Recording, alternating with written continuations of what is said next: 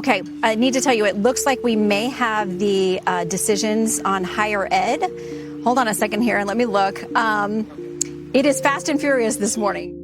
The Supreme Court just came down with a massive ruling on affirmative action and race-based admissions considerations. Chief Justice John Roberts was joined by Justices Thomas, Alito, Gorsuch, Kavanaugh, and Barrett in the majority opinion. Admissions programs violate the Equal Protection Clause of the 14th Amendment. Got to read the whole opinion to see here, but that's at least the first impression that our producer is getting from this. Both Harvard and UNC, so again, you've got a public and a private school, but both take federal money. Both programs lack sufficiently focused and measurable objectives warranting the use of race anywhere in their admissions process.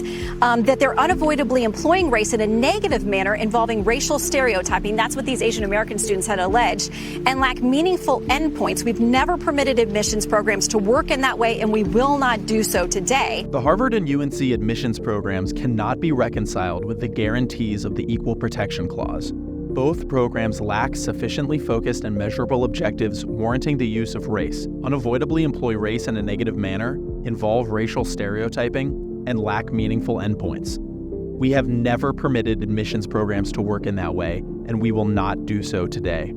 At the same time, as all parties agree, nothing in this opinion should be construed as prohibiting universities from considering an applicant's discussion of how race affected his or her life, be it through discrimination, inspiration, or otherwise. But despite the dissent's assertion to the contrary, universities may not simply establish through application essays or other means the regime we hold unlawful today. A benefit to a student who overcame racial discrimination, for example, must be tied to that student's courage and determination.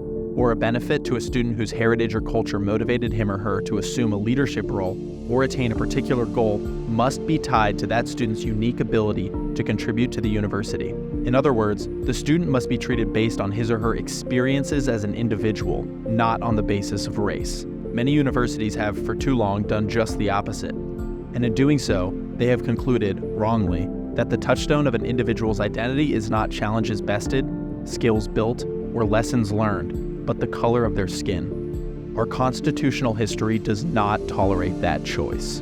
You have to hear Justice Clarence Thomas's concurrence, in which he absolutely destroys and torches so many left-wing narratives.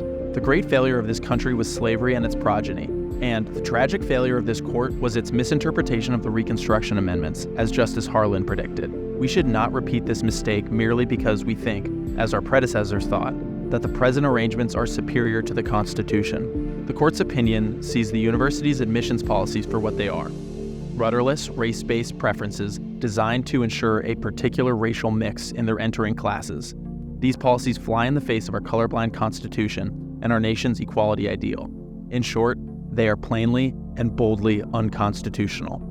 While I am painfully aware of the social and economic ravages which have befallen my race and all who suffer discrimination, I hold out enduring hope that this country will live up to its principles so clearly enunciated in the Declaration of Independence and the Constitution of the United States, that all men are created equal, are equal citizens, and must be treated equally before the law.